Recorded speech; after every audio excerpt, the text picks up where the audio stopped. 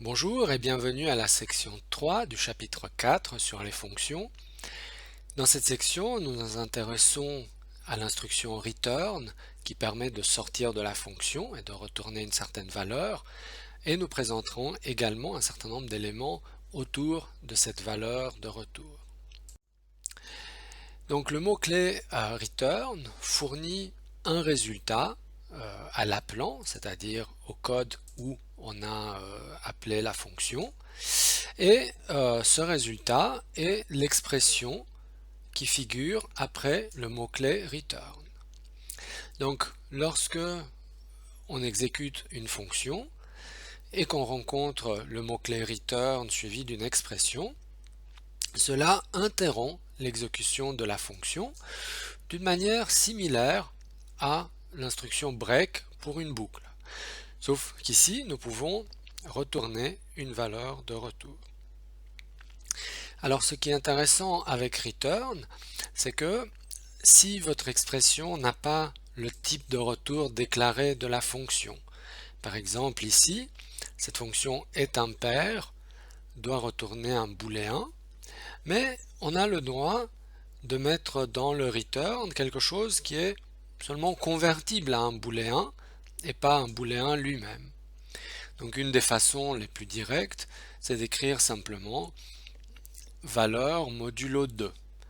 De cette manière, si on donne un nombre pair, alors modulo 2 il vaut 0, return de 0, ça revient à faire return false.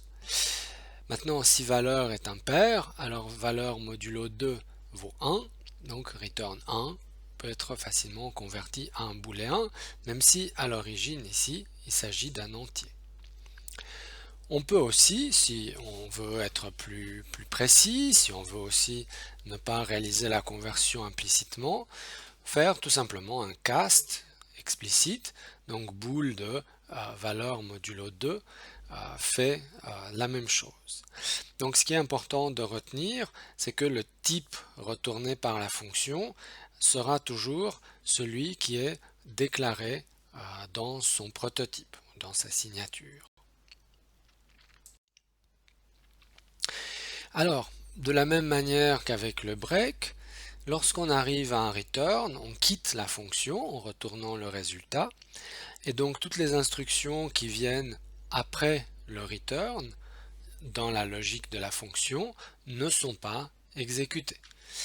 Alors évidemment, je dis dans la logique de la fonction, puisqu'il se pourrait qu'il y ait plusieurs returns qui soient incorporés dans des conditions, et donc dans ce cas-là, il s'agit bien de ce qui suit le return d'un point de vue logique, pas nécessairement dans le point de vue des lignes de code. Alors un exemple très simple pour commencer, dans impair, si on retourne tout de suite valeur modulo 2, alors toute instruction qui suivrait ce return, qui est obligatoirement exécuté, lui, eh bien toute instruction n'est jamais exécutée. Cette instruction est inutile. Le compilateur, s'il le voit, pourrait parfois vous prévenir ou l'IDE. Alors, les choses se compliquent si on peut utiliser plusieurs returns dans une fonction. Ça permet de gérer de manière différente le flux d'exécution et cela se rencontre assez souvent pourvu que l'utilisation soit bien sûr intelligente dans le sens qu'elle permette de réaliser un code assez simple qui effectue la fonction désirée. Par exemple, dans cette fonction qui peut-être vous rappellera des questions qui se posent dans le labo, nous souhaitons convertir en une valeur numérique le caractère correspondant à un chiffre.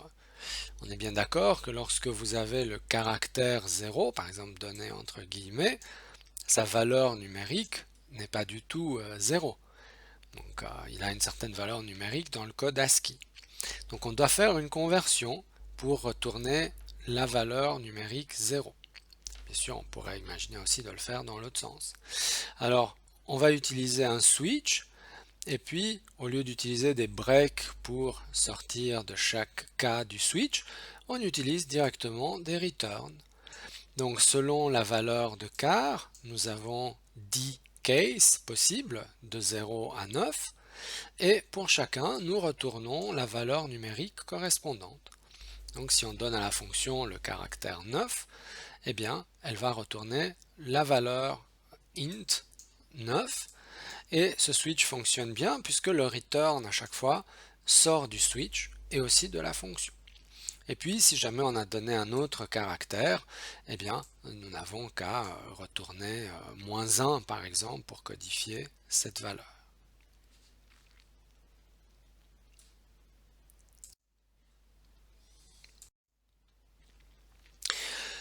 Que se passe-t-il lorsqu'on utilise return sans aucune expression?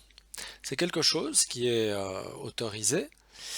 Alors il y a plusieurs cas de figure que je vais expliquer dans cette slide. Donc on a le droit d'écrire return suivi du point virgule, donc pas d'argument, pas de paramètre après return. Eh bien l'exécution de la fonction est interrompue et il n'y a aucune valeur qui est renvoyée. Ce comportement est donc correct si le type de retour de la fonction est void. C'est-à-dire si c'est une fonction où on effectue un certain nombre d'opérations, mais on n'attend pas spécifiquement une valeur de retour.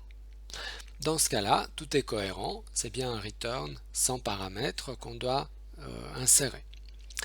Mais si la fonction a un type de retour qui n'est pas void, alors le comportement d'un tel return est indéfini. Donc, il ne génère pas obligatoirement une erreur, mais on ne peut pas prévoir ce qui va se passer.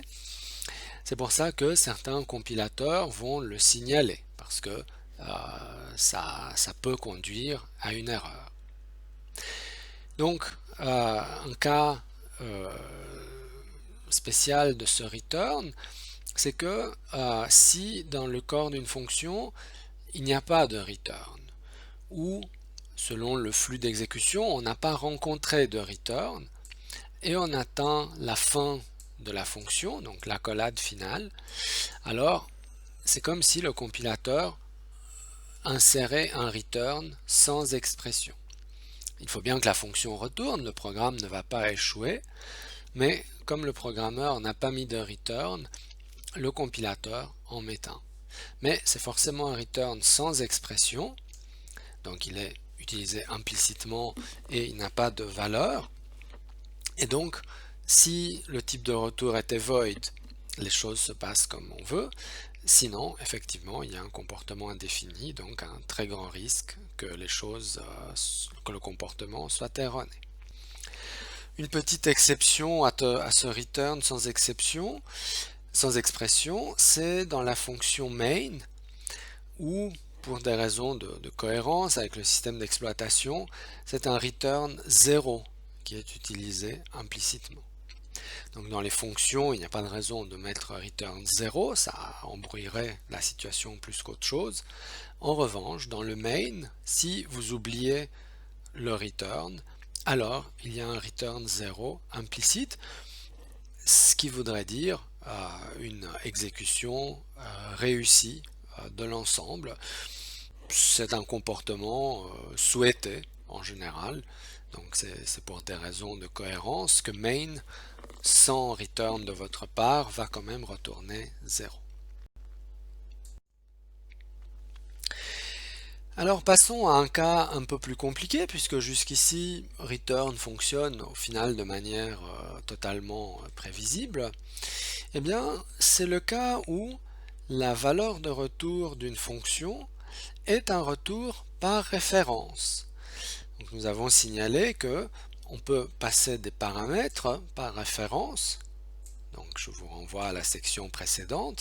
On l'indique tout simplement dans le prototype, dans la signature de la fonction avec un et commercial. Mais le retour peut se faire aussi par référence. Donc on envoie ici une référence à une variable entière. Eh bien, il faut bien sûr que les choses se comportent de manière cohérente et si on regarde l'exemple, il faut que dans le return, on puisse bien avoir quelque chose qui puisse être retourné par référence, donc typiquement une variable. Eh bien, c'est le cas. Donc A et B sont non seulement des paramètres reçus par référence, mais ici, dans le return, on voit que la condition, donc selon que A est plus petit que B, donc ceci est la condition, on retourne soit A, soit B. Et en réalité, cette fonction retournera une référence à A ou B. De la même manière qu'elle a reçu une référence à A ou de B.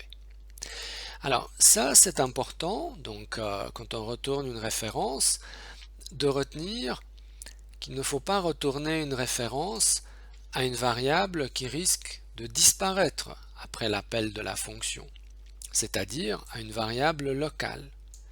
Puisque dans ce cas-là, on aura une référence errante, une dangling reference en anglais, qui sera avec un comportement indéterminé. Donc, si on retourne par référence, attention, il faut retourner, par exemple, une référence qu'on nous a passée en paramètre. Je ne connais pas forcément son statut, mais je sais, en commençant la fonction, qu'il s'agit d'une référence probablement valide, donc à quelque chose qu'on m'a passé en paramètre, donc je peux répondre avec une telle référence. Et vous voyez que dans notre fonction plus petit, eh bien, on répond tout simplement avec la référence à la variable parmi les deux qui est la plus petite. On peut aussi, bien sûr, retourner une référence à une variable globale, et de manière un peu plus complexe, on peut retourner une référence à une variable allouée dynamiquement, c'est-à-dire pour laquelle on a créé une zone mémoire spécifique qui aura une certaine permanence. On verra ça, donc c'est avec les mots-clés new qu'on le fait, ou malloc en C, et vous verrez surtout ça en ASD et en PRG2. Donc il est important, si on retourne par référence, que cette référence continue à exister après la fin de la fonction. Mais je n'ai pas encore commenté le deuxième point de cette slide. Le fait que le retour par référence permet, entre autres choses, d'utiliser le résultat de la fonction à gauche d'une affectation. L'exemple est illustré ici. Donc dans le main, nous faisons un appel à cette fonction. Nous avons deux variables, a et b, valant respectivement 5 et 7, et nous les passons par référence à cette fonction. Cette fonction retourne une référence à la plus petite de ces variables. Donc a priori, C va recevoir le retour de la fonction plus petit. Mais attention, ici, il y a un léger piège, si l'on veut, c'est que la variable C est affectée de cette valeur. Donc même si la fonction plus petit retourne une référence à la plus petite des deux variables, C recevra une copie de sa valeur. Maintenant, ce qu'on veut montrer ici, c'est que on peut écrire plus petit de AB égale 10. D'accord? Donc pour l'instant, on n'a pas fait une utilisation de C, mais nous affectons tout simplement la valeur 10 à la plus petite des deux variables, A et B. Donc, c'est assez intéressant de voir cette fois-ci la valeur de retour de la fonction qui n'est pas utilisée comme valeur, mais qui est utilisée comme une variable. Et il s'agira bien sûr soit de la variable A, soit de la variable B. Alors la plus petite c'est A. Donc quand on écrit plus petit de AB égale 10, c'est la variable A qui va prendre la valeur 10. C a gardé une copie simplement de cette variable, donc C va rester à 5. D'où le résultat suivant, quand on affiche l'exécution de ce main, eh bien A vaut maintenant 10, puisque la ligne entourée de rouge fait qu'on a affecté à A la valeur 10, B n'a pas changé, c'est à 7, et C n'a pas changé non plus, c'est une copie de la valeur de A que nous avons faite dans la ligne précédente, la ligne marquée en rouge. Donc, on arrive à C égale 5. Alors, c'est un exemple à méditer puisqu'il a ces deux difficultés. Plus petit que AB retourne ici une référence à une variable qu'on peut affecter. Donc, on a modifié la plus petite des deux. C'est un comportement qu'on peut souhaiter. Et dans la ligne int c égale plus petit que AB, on a simplement gardé une copie de la plus petite des deux. Mais est-ce qu'on aurait pu ne pas garder une copie? Oui, on aurait pu faire quelque chose comme ceci. Donc je vais écrire une variante manuscrite. Alors si, on va l'écrire avec une autre couleur, donc si on avait écrit int avec et commercial c égale plus petit de A et de B, avec ceci, nous aurions affecté à C par la référence à la variable plus petite des deux.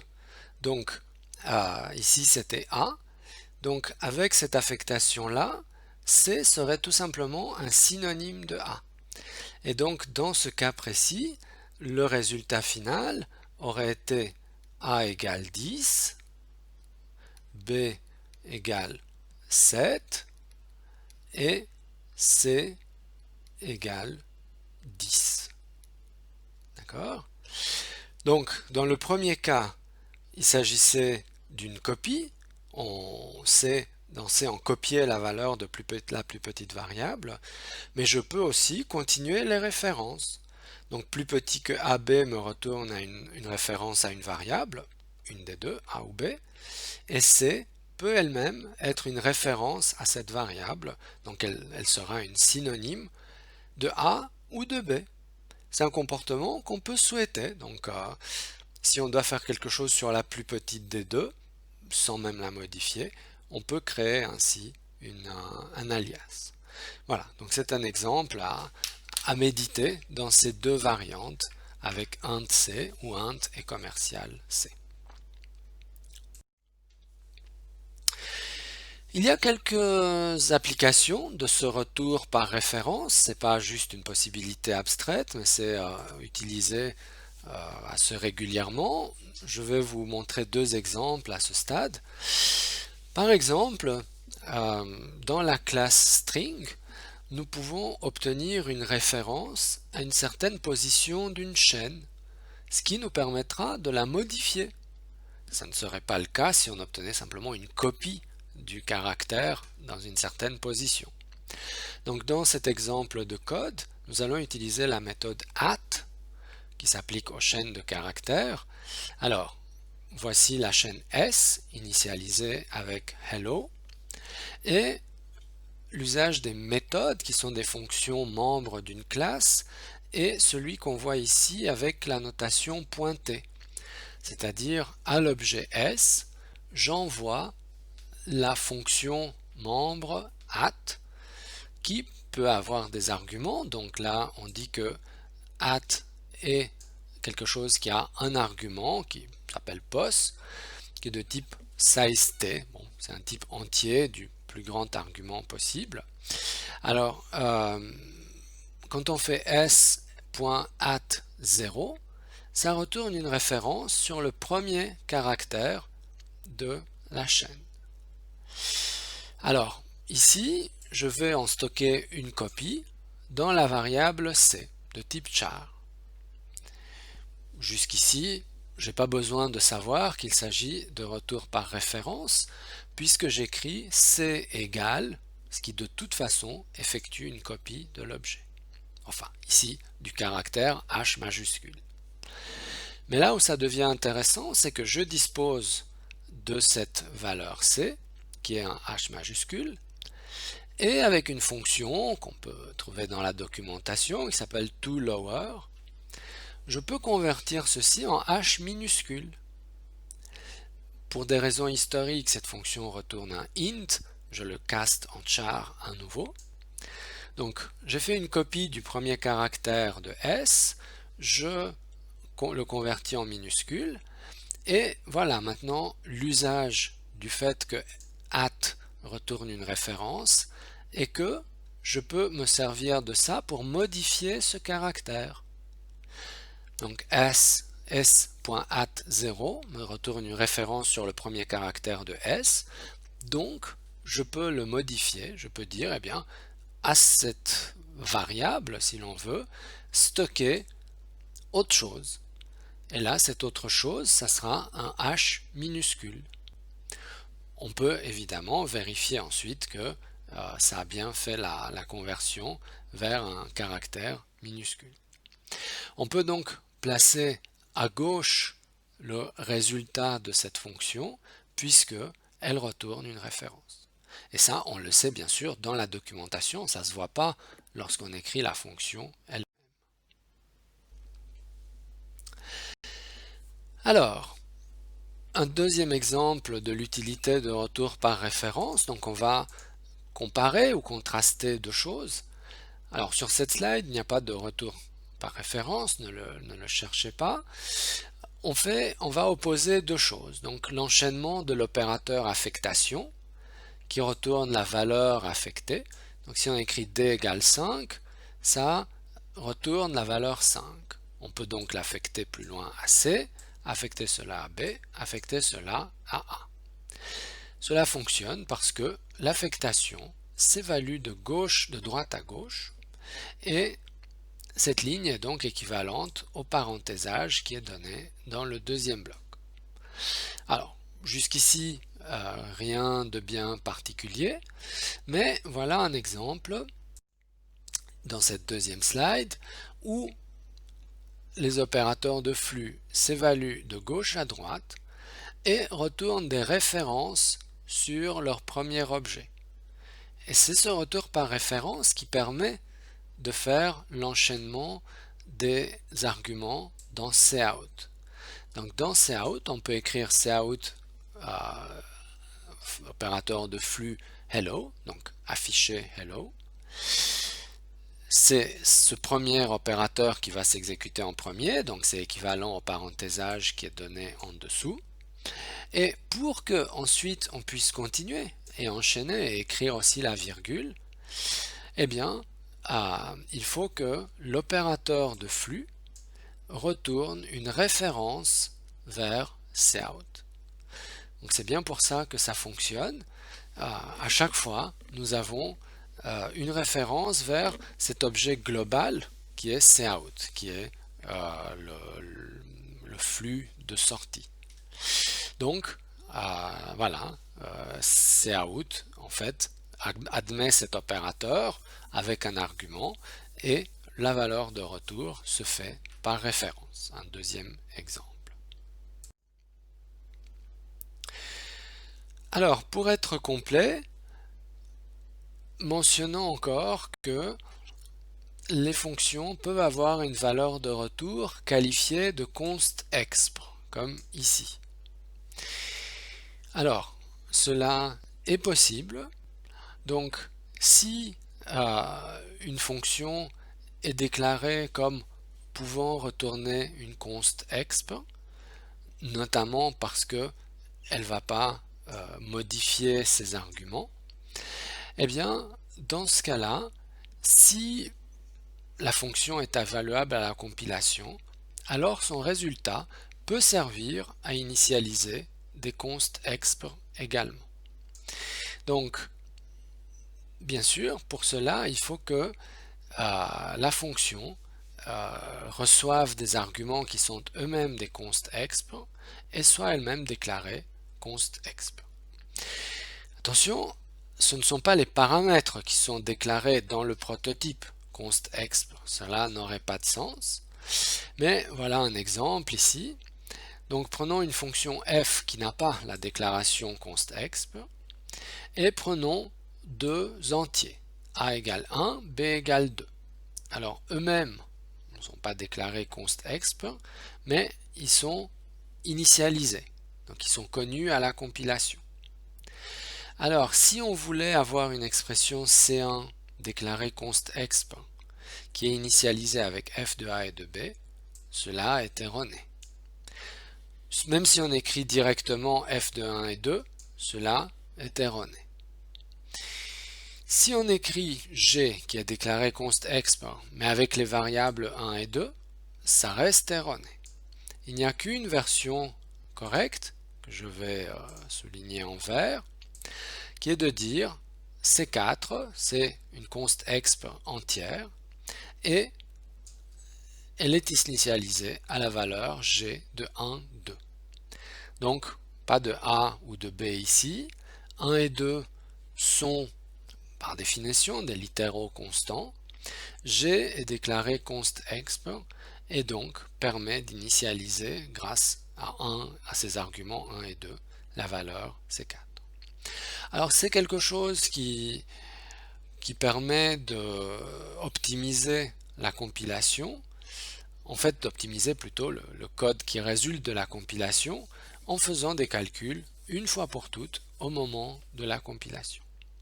Mais il y a bien sûr un piège ou un hic, c'est qu'il faut que la fonction soit évaluable à la compilation. Et ça, évidemment, ça demande un petit peu de réflexion et une discussion beaucoup plus longue de qu'est-ce qui est exactement évaluable à compilation. Voilà, des opérations simples comme l'addition dans cet exemple sont évaluables à la compilation. Voilà, donc on peut qualifier la valeur de retour de const exp. Elle permet d'initialiser des const exp qui vont être donc des expressions constantes initialisées sur la base d'une fonction.